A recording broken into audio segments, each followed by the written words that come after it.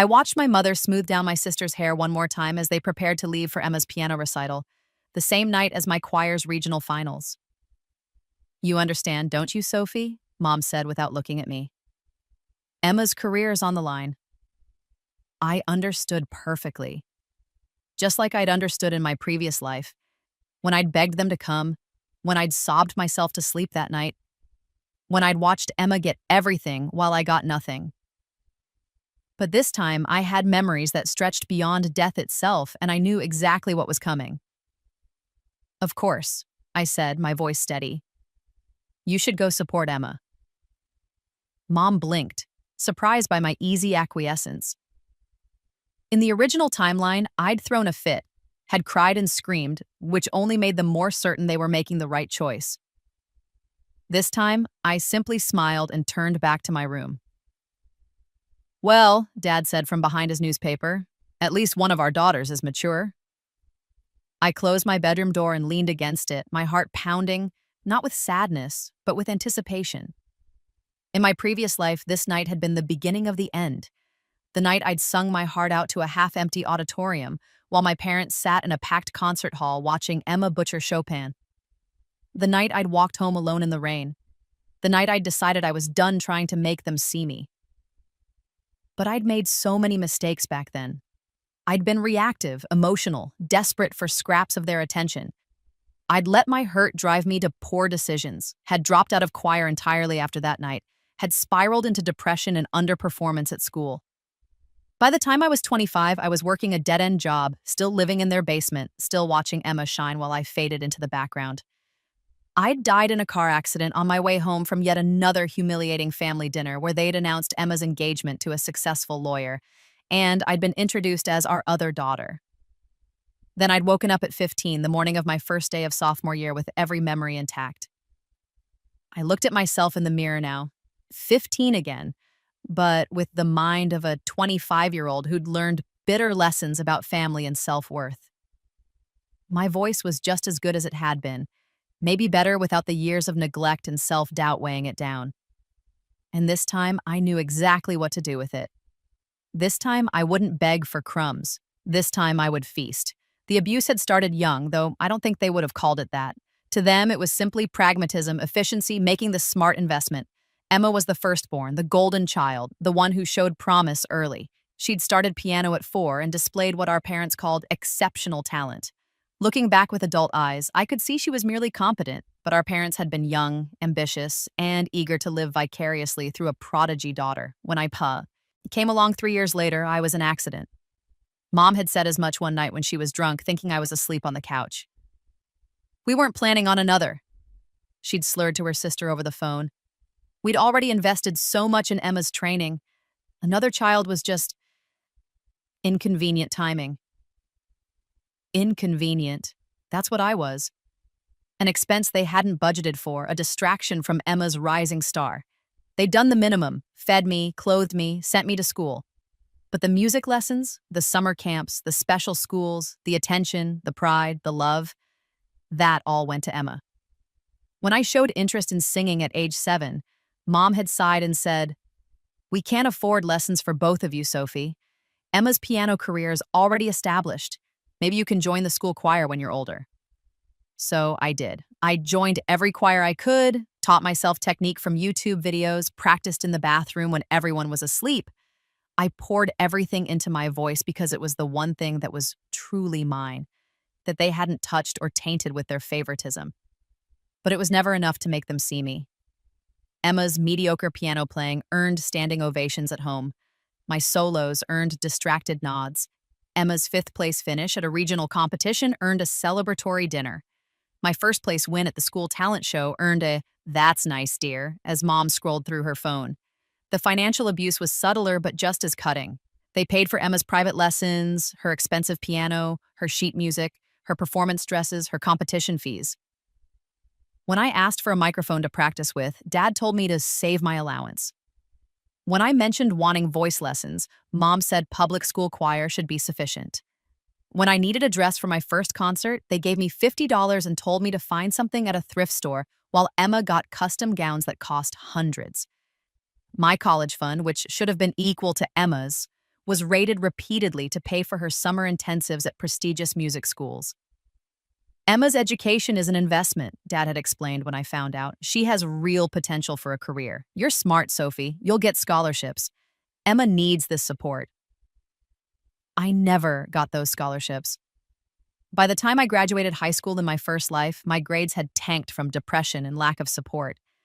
I'd quit choir after the regional finals disaster, had lost my passion, had watched Emma go off to Juilliard while I enrolled in community college. My college fund, what little remained, was eventually used to help Emma cover her apartment costs in New York. In my previous life, I'd discovered all this too late. I'd been 23 when I finally saw the bank statements, when I realized my parents had systematically drained every resource meant for me to prop up Emma's mediocre career. By then, Emma had already failed to launch professionally, had returned home with her expensive degree and no job prospects, and was living in the room that should have been mine while I slept in the basement. The emotional abuse was perhaps the worst. The constant comparisons, the dismissals, the way they lit up when Emma entered a room and dimmed when they saw me. The way they forgot my birthday 3 years in a row but threw Emma elaborate surprise parties.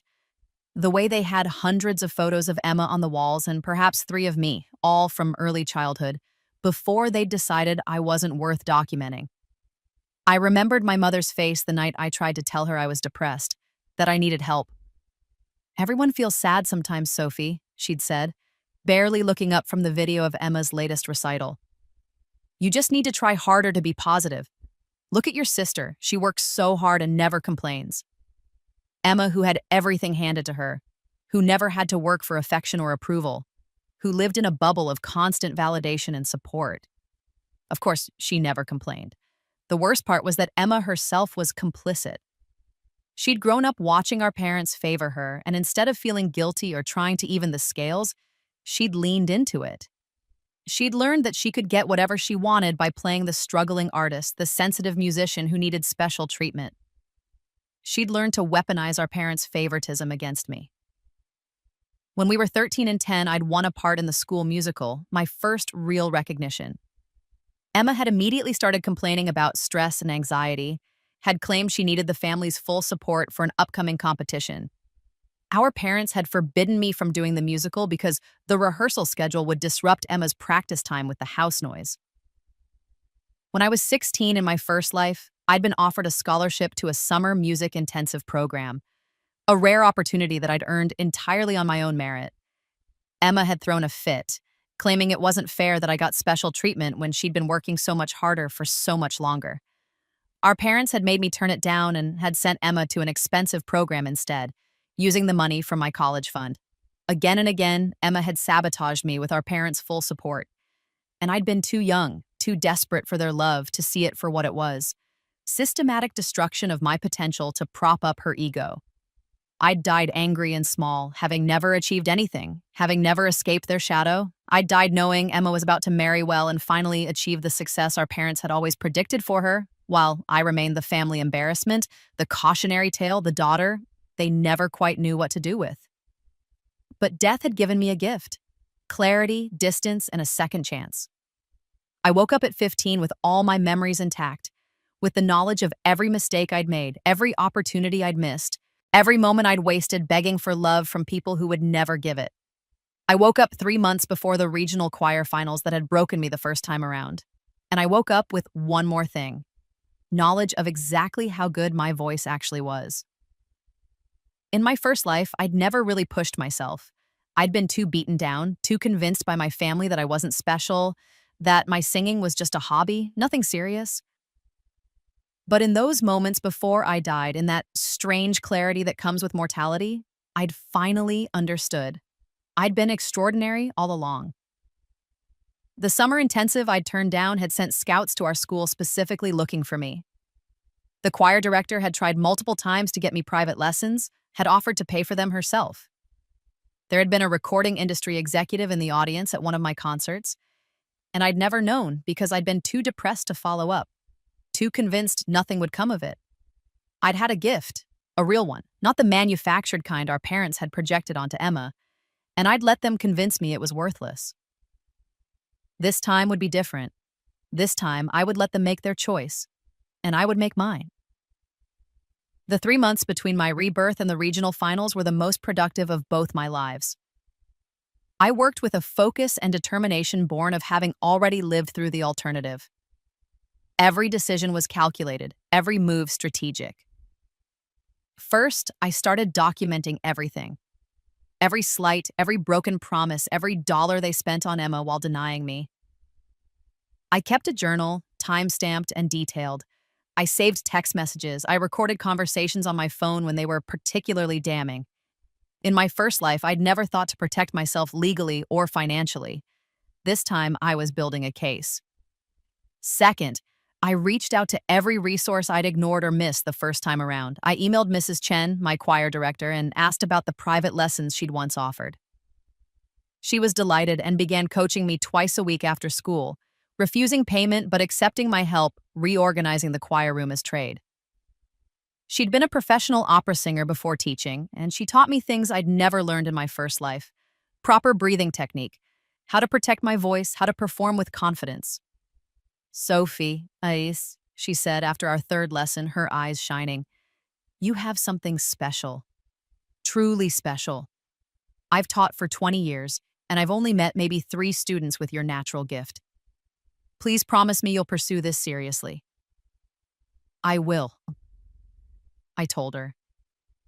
"I promise." Third, I did something I'd been too proud to do in my first life. I got a part-time job. I started working at a local coffee shop on weekends, saving every penny. The money wasn't for lessons or dresses. Mrs. Chen had that covered. The money was for my escape fund for the life I was going to build away from my family. Fourth, and most crucially, I prepared for the regional finals like they were the Olympics. Mrs. Chen helped me select a piece that would showcase my range and emotional depth. "O mio babino caro," the same aria I'd sung in my first life, but this time with proper technique and real understanding of the lyrics. I practiced until my voice was muscle memory, until I could sing it perfectly, even when emotional, even under pressure. Because I knew what was coming. I knew that this competition would have scouts in the audience. I knew that Marcus Richardson, a talent agent who specialized in developing young classical crossover artists, would be there looking for his next client.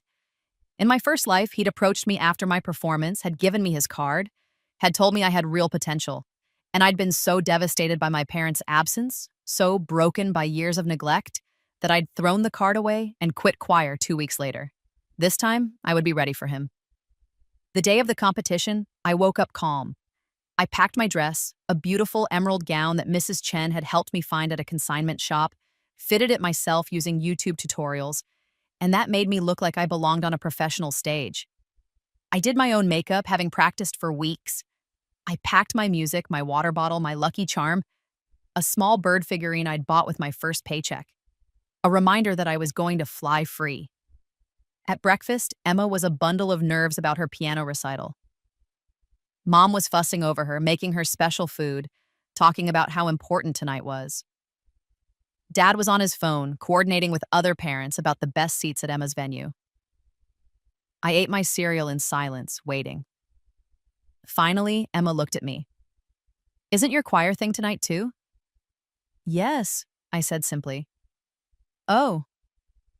She blinked, then turned to Mom. "Mom, you're coming to my recital, right? You have to be there." "Of course, sweetie," Mom said immediately. "Your father and I wouldn't miss it for the world." They didn't even look at me. Didn't ask about my competition. Didn't acknowledge the conflict. In my first life, I'd had to bring it up myself, had to beg and plead. This time, I just let the silence stretch. Finally, Dad glanced up. "Sophie, you understand we need to be there for your sister, right? This is a very important night for her career." "I understand perfectly," I said. And I did. I understood that this was who they were, who they'd always been, who they would always be, and I was finally okay with it. "Good," Mom said, relieved. "I'm glad you're being mature about this." I smiled and finished my cereal. At school that day, I told Mrs. Chen that my parents wouldn't be coming. She looked angry. She'd seen how they treated me over the past months, had started to understand the family dynamics, but she just hugged me tight. Their loss, she said firmly. You're going to be magnificent tonight, with or without them. She was right. The auditorium was packed. The regional finals brought in families from 6 different schools, and every seat was filled. I stood backstage, warming up my voice, feeling the familiar pre-performance nerves that were actually excitement in disguise. I wasn't thinking about my parents. I wasn't wondering if they'd change their minds, if they'd show up at the last minute. In my first life, I'd spent the entire competition scanning the audience for their faces, hoping against hope that they'd come. This time, I knew they wouldn't. This time, I didn't need them to. When my name was called, I walked onto that stage with my head high. The lights were bright, the audience was a sea of faces, and I felt powerful in a way I'd never felt in my first life. I wasn't the girl begging for scraps anymore. I was the girl who'd died and been reborn, who knew her worth, who was about to show everyone what they'd been missing. I nodded to the pianist, took a breath, and began to sing. The aria poured out of me like liquid gold. Every lesson with Mrs. Chen, every hour of practice, every ounce of pain from my first life, it all channeled into my voice. I sang about a daughter pleading with her father, and I made it mean something.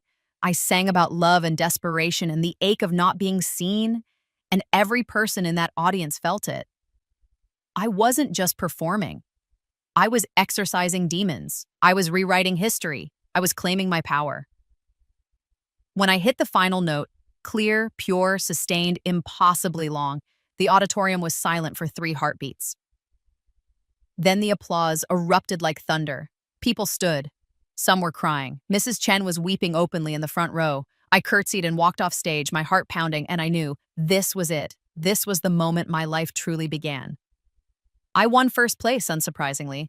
The judges' scores were unanimous and their comments were glowing. A once-in-a-generation voice, one wrote. Star quality, said another.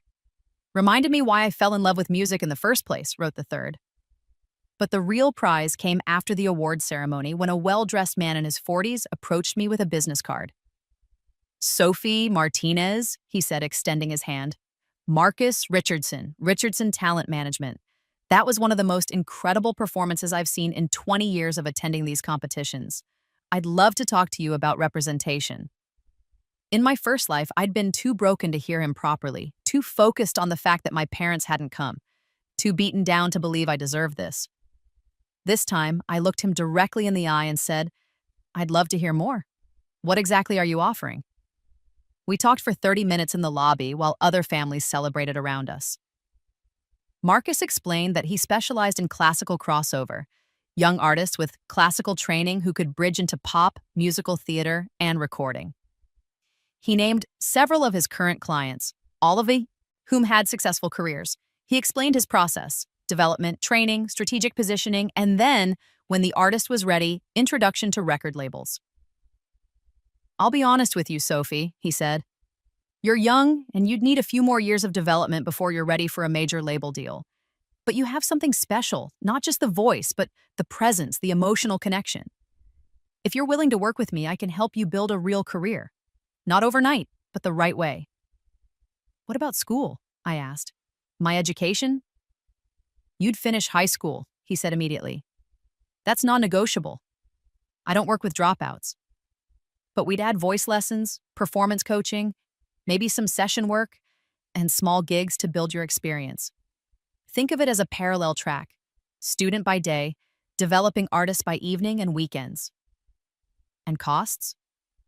My agency takes 15% when you start earning. Until then, I invest in you, lessons, coaching, opportunities. If you don't succeed, I eat the cost. That's how much I believe in you. I pretended to think about it, but I already knew my answer. In my first life, this moment had slipped through my fingers. In this life, I was catching it with both hands.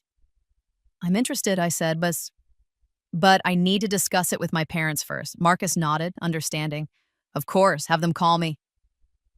He handed me his card, the same card I'd thrown away the first time around. I'll be in touch next week to follow up, but Sophie, don't let anyone talk you out of this. You're the real thing. I clutched the card like a lifeline and promised I wouldn't. Mrs. Chen drove me home that night, both of us giddy with victory. I'm so proud of you, she kept saying. So incredibly proud. When I got home at 10:30, my parents were already back, sitting in the living room with Emma, watching a recording of her recital. They barely looked up when I walked in. "How was your concert?" Mom asked absently, eyes on the screen. "I won first place," I said. "And I was approached by a talent agent who wants to represent me." That got their attention. Dad actually paused the video. "What?" I held up Marcus's card. Marcus Richardson, one of the top talent managers for classical crossover artists. He said I have a once-in-a-generation voice and wants to help me build a professional career. For a moment, I saw something flicker across their faces. Surprise, maybe even regret. But then Emma spoke up. "That's nice, Sophie," she said with saccharine sweetness. "But you know those people approach everyone at competitions, right? It's just their sales pitch. They probably told all the winners the same thing." "Actually," I started, but Mom cut me off. "Emma's right, honey. We don't know anything about this person. It's probably a scam." "We can look him up," I said calmly. "Son, he has a website, established clients, a reputation." "Sophie," Dad said with heavy patience. "Wait, appreciate your enthusiasm, but we need to be realistic. You're 15. You have school to focus on. This singing thing is a nice hobby, but we can't afford to invest in another music career right now. Emma's education is already expensive enough." There it was. The same dismissal, the same prioritization, the same casual destruction of my dreams. In my first life, this had been the killing blow. I'd screamed and cried and accused them of favoritism, which only made them more certain I was being childish and unrealistic. This time, I just smiled. "Okay," I said softly. "I understand." They blinked, surprised by my acquiescence, just like they'd been surprised that morning. "Well," Mom said carefully, "I'm glad you're being reasonable about this." "Can we finish watching my recital now?" Emma asked, already bored with my moment. "Of course, sweetie," Dad said, pressing play. I went upstairs to my room, closed the door, and pulled out my phone. I didn't call Marcus, not yet. Instead, I pulled out the journal where I'd been documenting everything, and I made a detailed entry about tonight. Their absence from my competition, their dismissal of Marcus's offer, their immediate return to Emma's recital video. Then I opened my laptop and started researching emancipation laws in our state. I'd been quietly looking into this for weeks, understanding that eventually I'd need to legally separate from my parents to pursue my career without their interference. I was 15 now. In 2 years, I could potentially file for emancipation if I could prove I was self-sufficient and that it was in my best interest. 2 years. I could wait 2 years. I'd already waited a lifetime. The next morning, I called Marcus from school during lunch. "My parents think it's a scam," I told him honestly. "They won't support it." I heard him sigh. "That happens sometimes. Usually with parents who don't understand the industry." "Look, Sophie, I can't work with you without parental consent. You're a minor, but that doesn't mean we can't stay in touch. When you turn 18 or if your parents change their minds, my door's open. In the meantime, keep training, keep performing, keep building your skills. Don't let this stop you." "I won't," I promised. "And Marcus, thank you for believing in me." "It's not belief, kid. It's recognition. You have it.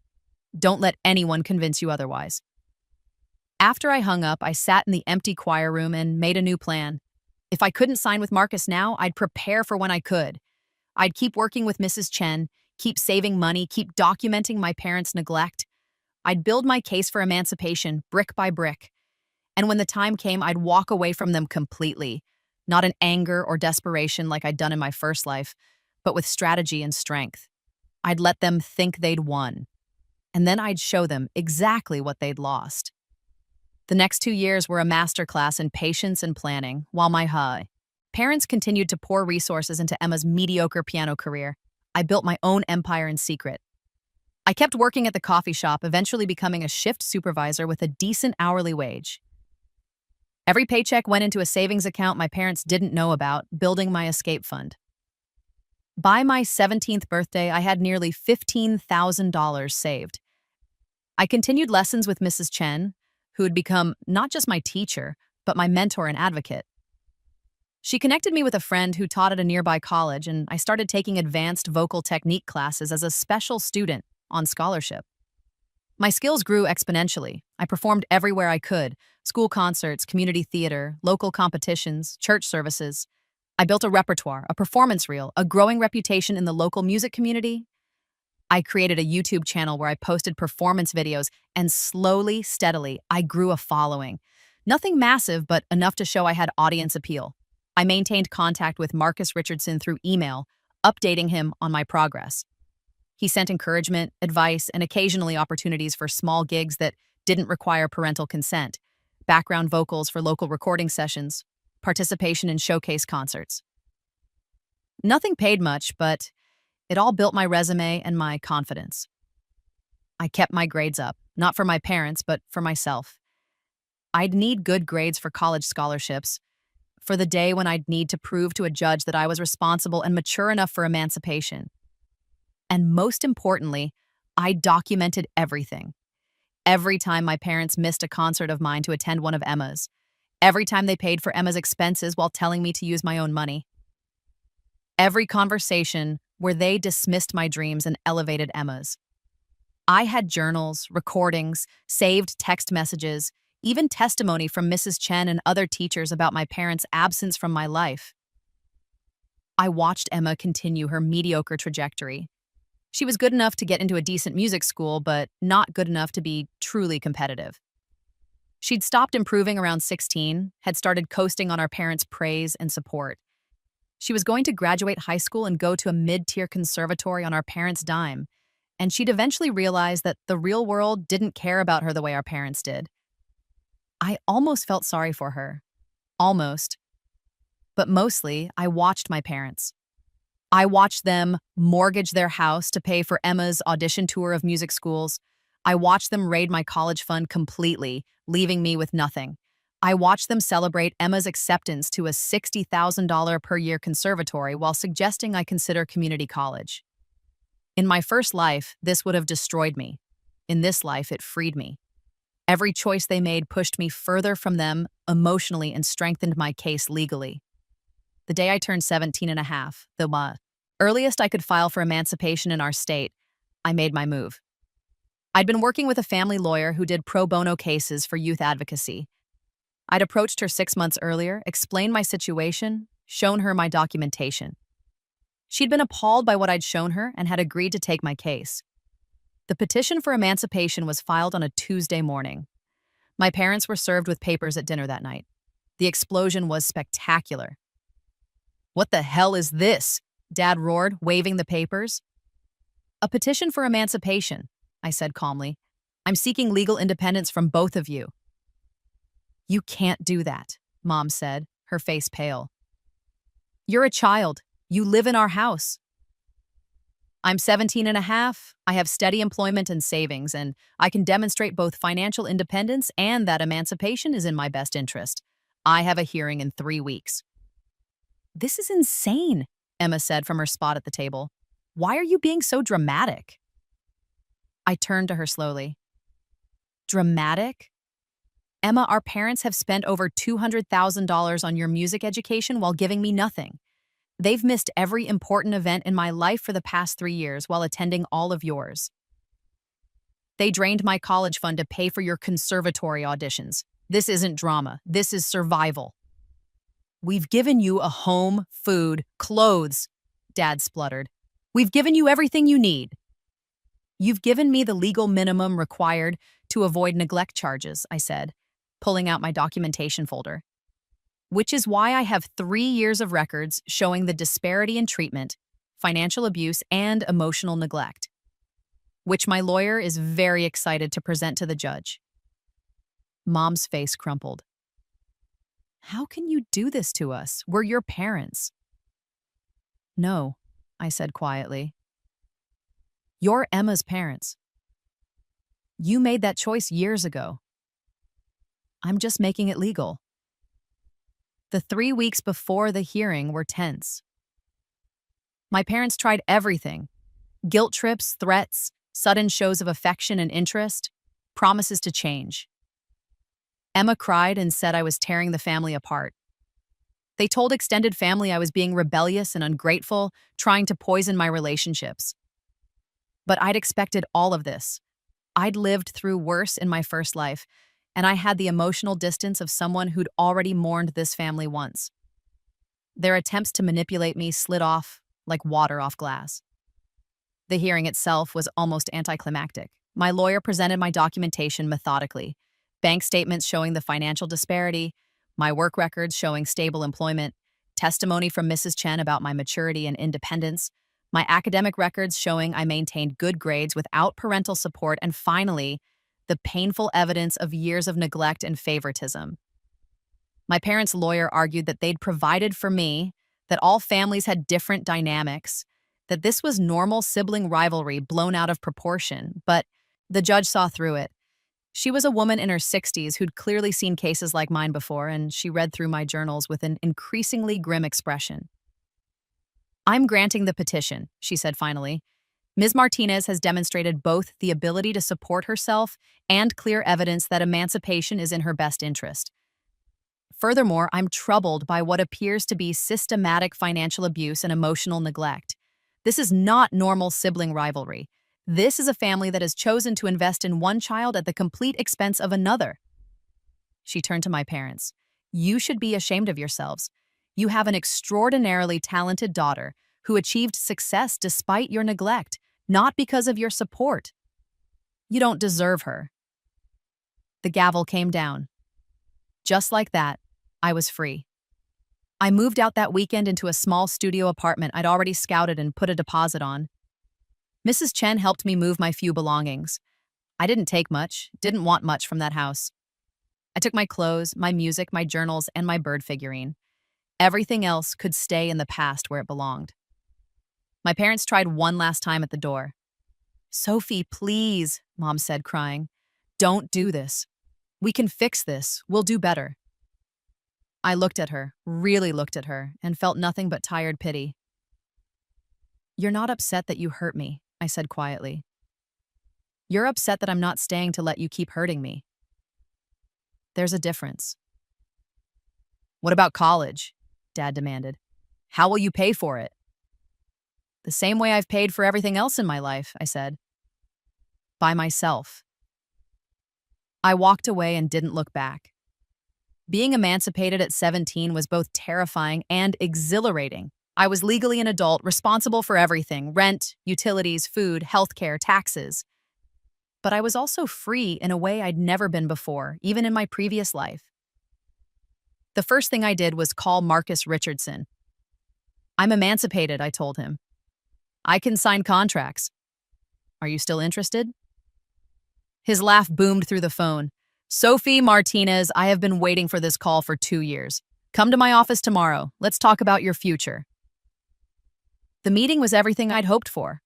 Marcus had kept track of my progress, had watched my YouTube videos, had heard about my performances through his network. He'd also heard about my emancipation. Apparently, the story had spread through the local music community, and I'd become something of a cause célèbre. "You're exactly where I hoped you'd be," he said, reviewing my performance reel. "You've grown tremendously as a vocalist, you've built an audience, and you've demonstrated the kind of work ethic and determination that makes for a lasting career. I think you're ready for the next level." "Which is?" I asked. "Recording.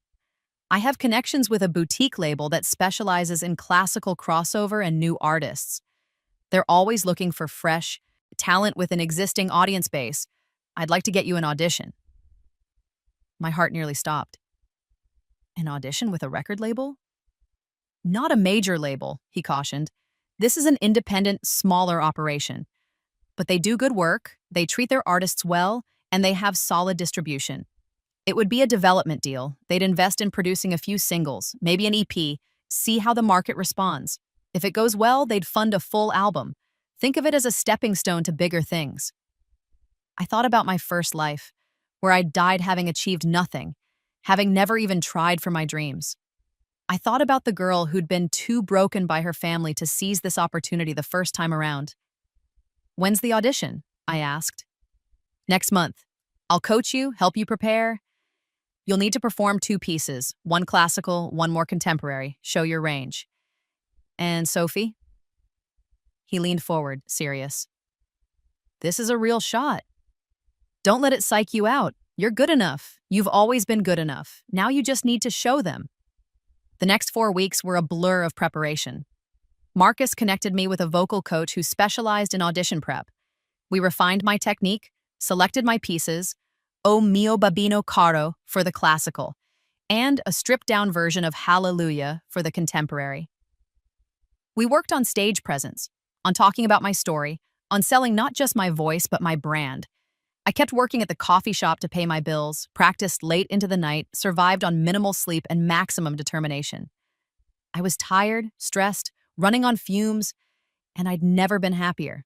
Because I was doing this, actually doing it, chasing the dream my parents had told me was impossible, building the career they'd said was unrealistic, becoming the person they'd never believed I could be. The audition was in a small recording studio in downtown LA, a 2-hour drive from my apartment. Marcus drove me, talking the whole way about staying calm, trusting my preparation, remembering that they wanted me to succeed. They're looking for someone, he reminded me. They need a new artist. You could be that person. Just show them who you are. The label executives were a small team. The owner, a middle-aged woman named Patricia Chen, no relation to my Mrs. Chen, a younger A&R rep named James, and a sound engineer named Marcus, different Marcus. They were friendly but professional, asking about my background, my training, my goals. I told them an edited version of the truth, that I'd been training seriously for years, that I'd recently gained independence to pursue music full-time, that I wanted to build a career in classical crossover. I didn't mention the abuse, the emancipation, the rebirth. That was my story, not theirs. Then I sang. I poured everything into those 2 songs, all the pain of my first life, all the triumph of my second, all the determination and hope and rage and joy that lived in my 17-year-old body. I sang like I'd sung at the regional finals, but better, more mature, more controlled. I sang like someone who knew exactly what she was worth. When I finished, there was silence. Then Patricia Chen smiled. Well, she said, I think we found our new artist. The contract negotiations took 3 weeks. Marcus advocated fiercely for me, ensuring I got fair terms, retained creative control, and wasn't locked into anything exploitative. The final deal was modest but fair. They'd fund recording and production for an EP of 5 songs, with options for future albums based on performance. I'd get a small advance, royalties on sales and streams, and support for marketing and distribution. I signed the contract 2 weeks before my 18th birthday. We started recording immediately. The label paired me with a producer who specialized in classical crossover, and we worked to create a sound that honored my classical training while appealing to contemporary audiences. We recorded 4 originals and 1 cover, each song carefully selected to showcase different aspects of my voice and artistry. The title track was called Phoenix Rising, a song I'd co-written about rebirth, about rising from ashes, about becoming who you were meant to be. It wasn't subtle, but it was honest, and it resonated. The EP was scheduled to release in 6 months, timed to coincide with a small tour of intimate venues where I'd be opening for more established artists. Marcus was already booking performances, getting me on local radio shows, building buzz. Everything was happening. Everything I'd dreamed of, worked for, died for was finally coming true. I didn't tell my parents. I didn't tell Emma. I blocked their numbers, their emails, their social media accounts. As far as I was concerned, they'd made their choice years ago, and I'd made mine at the emancipation hearing. We were done. But word travels in the music community, and eventually they found out. The call came from Mrs. Chen 6 months after my emancipation, the week before my EP was set to release. I was in my apartment going over final tour details with Marcus when my phone rang. Sophie, Mrs. Chen said, her voice careful. I thought you should know your parents came to see me today. They're asking about you. I felt my stomach tighten. What did they want? They heard through someone that you've signed with a record label. They wanted to know if it was true, if I knew how to contact you. Sophie, they seemed, I don't know, upset, regretful. Your mother was crying. Good, I said flatly. What did you tell them? That I couldn't give out your information without your permission. that you were doing well, and that's all they needed to know. But Sophie, I think you should prepare yourself. They're going to try to find you. She was right. Over the next week, I got messages from distant relatives I hadn't spoken to in years, all with variations of the same theme. Your parents are heartbroken. Family is important. They just want to reconnect. You should forgive them. I had ignored all of them. I'd learned in my first life that people who hadn't lived through the abuse would never understand it, would always prioritize the appearance of family unity over actual justice and healing. Their opinions didn't matter. What did matter was my EP release, which was now just 3 days away. Marcus had arranged for a launch party at a small venue in LA. Nothing huge, just industry people, press, friends, and supporters. Mrs. Chen was coming, along with some of my former classmates who'd supported me over the years. It was going to be intimate, celebratory, the perfect start to this new chapter. The night of the launch party, I put on a black dress I'd bought with my first advance payment, did my makeup carefully, and looked at myself in the mirror. I was 18 now, legally and fully an adult. I was a signed recording artist. I was independent, successful, and free. I was everything my parents had told me I couldn't be. The venue was beautiful, dim lighting, a small stage, tables scattered around for mingling.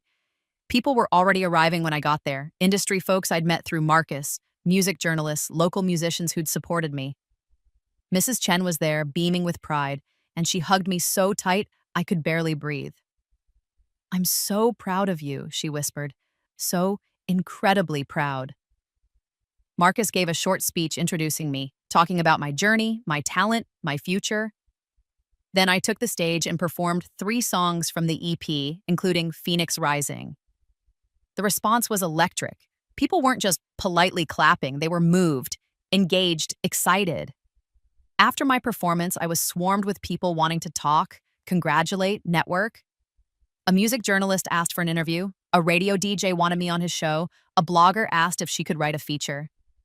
This was it. This was the launch. This was my life beginning for real. I was talking to a producer about potential collaboration when the doors at the back of the venue opened and my parents walked in. Time seemed to slow. I saw them scan the room, saw the moment they spotted me, saw my mother's hand go to her mouth. They'd dressed up, my dad in a suit, my mom in a cocktail dress, like they were invited guests instead of uninvited ghosts from a past I'd left behind. Emma wasn't with them, I noted. Probably at school, at her conservatory, living the life they'd bought her.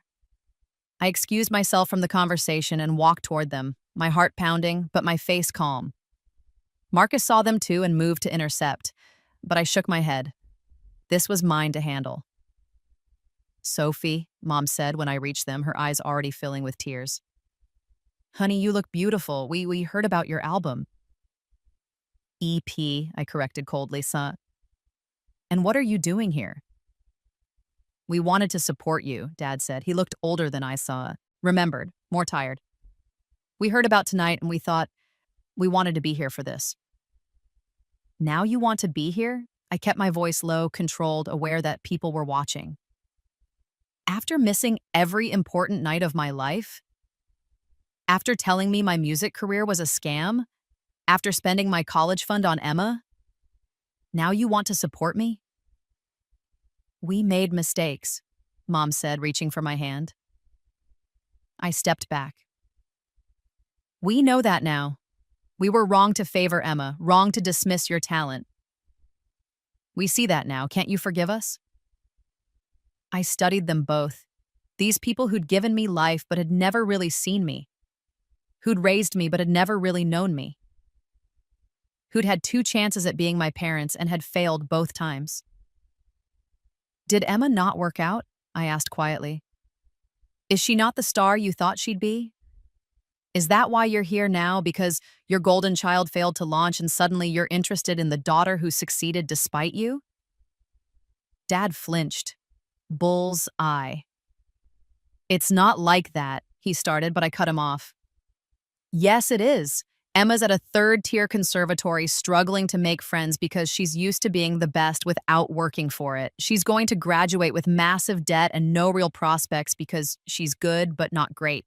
Trained but not passionate. And you're just now realizing that you bet on the wrong horse."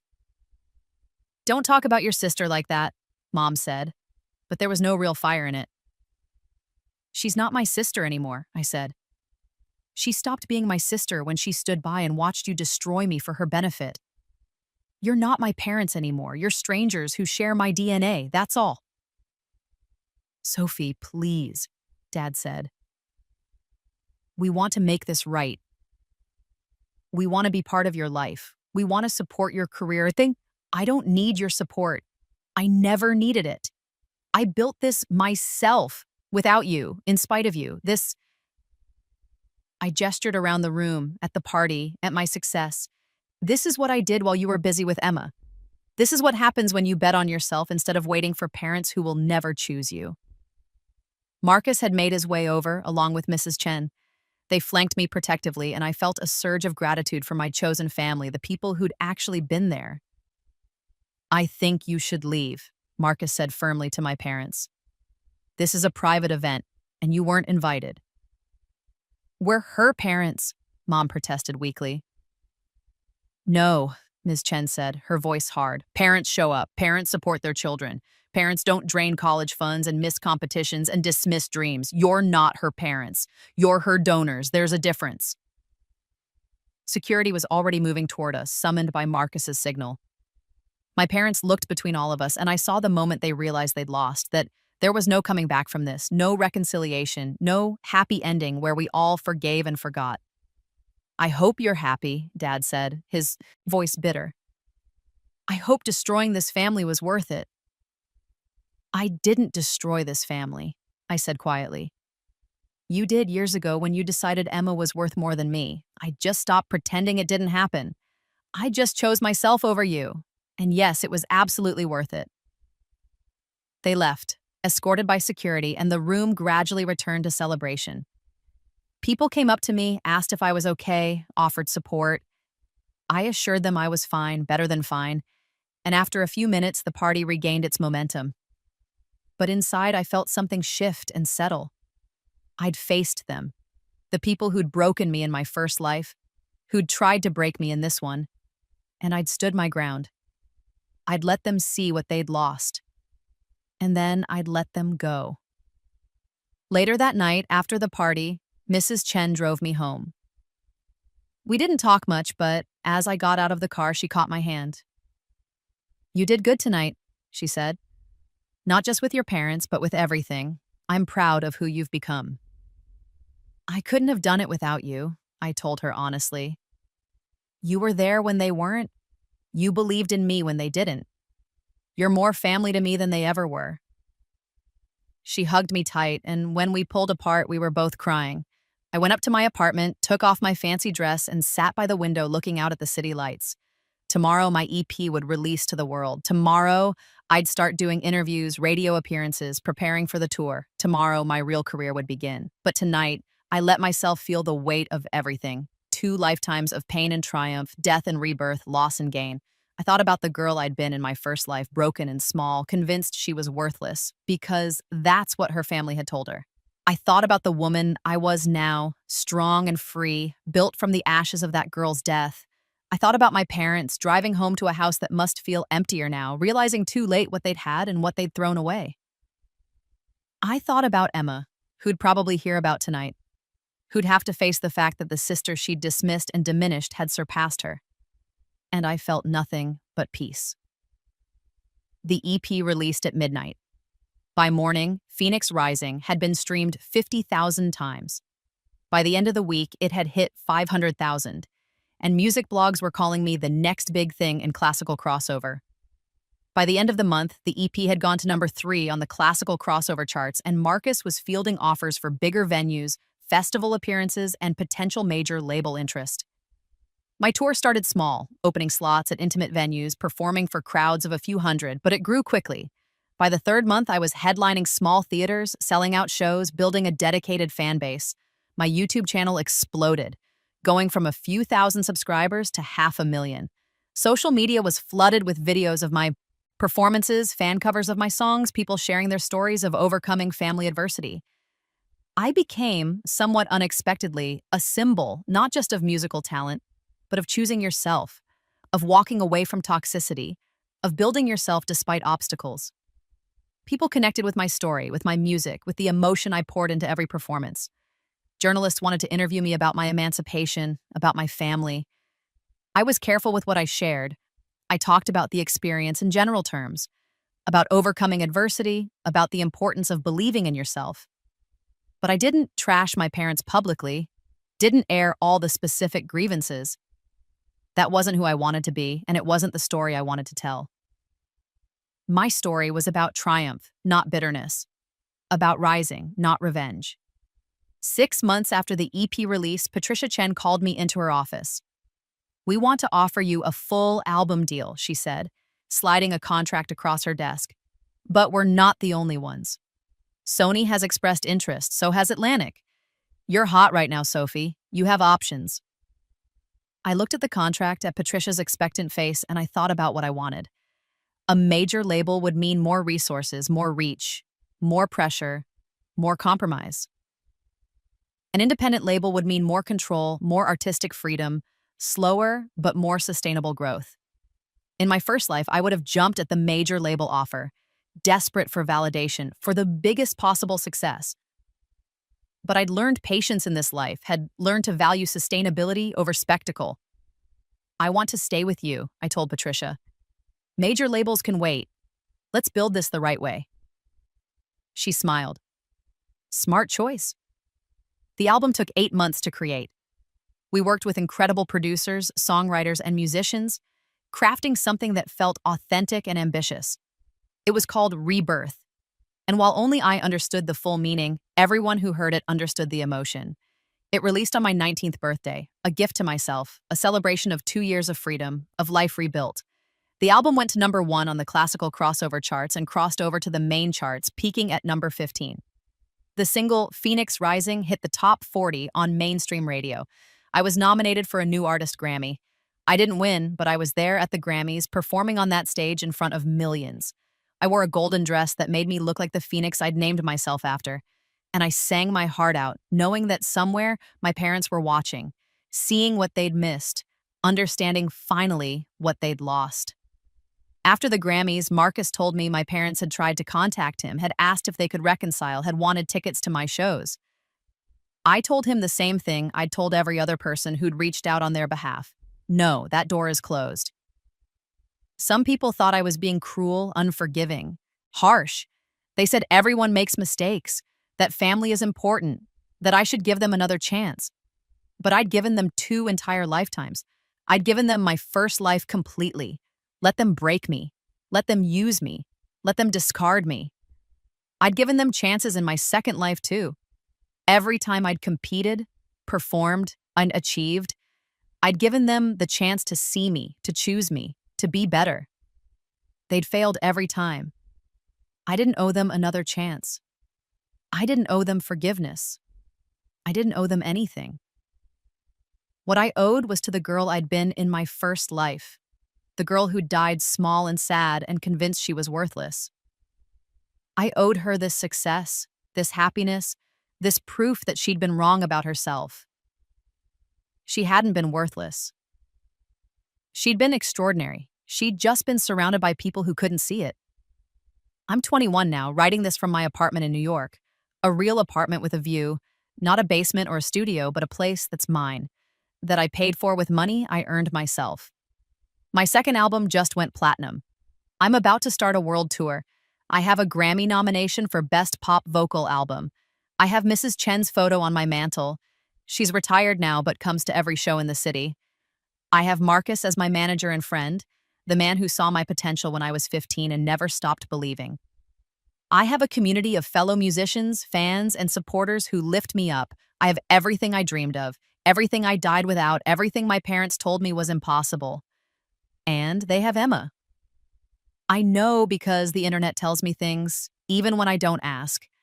Emma graduated from her conservatory with massive debt and mediocre prospects. She's teaching piano to children now, living in my parents' house, trying to make ends meet. My parents' house is in foreclosure. They can't afford the payments after spending everything on Emma's education that led nowhere. They've tried to contact me a few times over the years. There was a letter after my first album went platinum asking if I could help them financially. There was an email after Emma's engagement fell through suggesting we reconnect as a family. There was a message after my Grammy nomination, congratulating me and asking for tickets to the ceremony. I deleted all of them unread after the first few sentences. Some people think that makes me cold, but I think it makes me wise. I learned in my first life what happens when you keep giving to people who only take. I learned what it costs to keep hoping that people who hurt you will change. I learned that sometimes the healthiest thing you can do is walk away and never look back. I think about my first life sometimes, the girl who begged for scraps, who died believing she wasn't enough, who never got to experience any of this. I think about her and I sing for her. Every performance, every song, every moment on stage is for both of us. The girl who didn't get a chance and the girl who took her second chance and ran with it. I think about the regional choir finals, the night my parents chose Emma's mediocre recital over my triumph. The night that broke me in my first life and freed me in my second.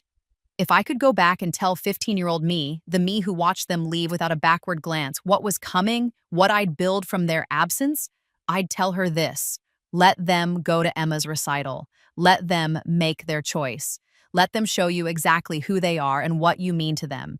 And then let yourself be free. Because the best revenge isn't making them sorry.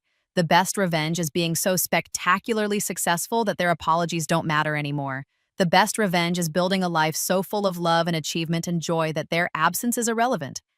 The best revenge is proving to yourself and to the world that you never needed them at all. I let my parents miss my choir concert. They never knew I got a record deal. And by the time they realized what they'd missed, I was already platinum, already Grammy nominated, already gone. I didn't need them to see me then. And I don't need them now. I am enough. I always was. And that's the truest revenge of all. Not making them suffer, but realizing I'm happy without them. I chose myself.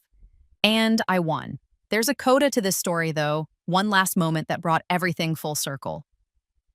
Last month, I was performing at Carnegie Hall. The pinnacle, the dream, the venue every classical musician aspires to.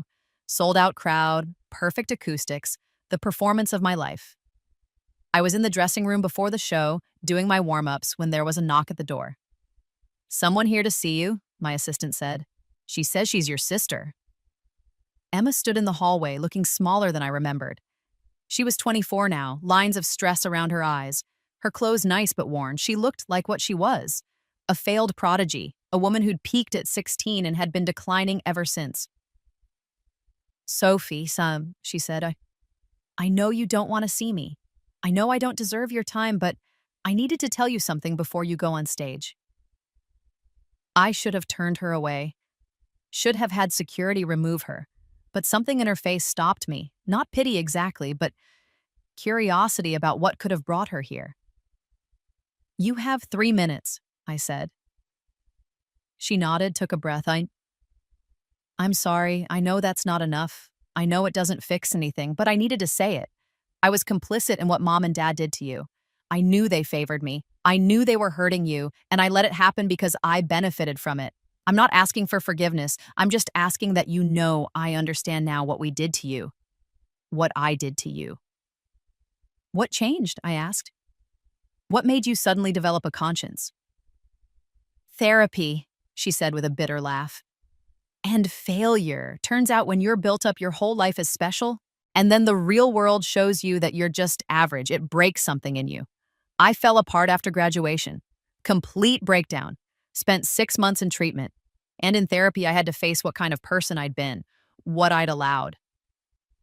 You were right that night at your EP launch.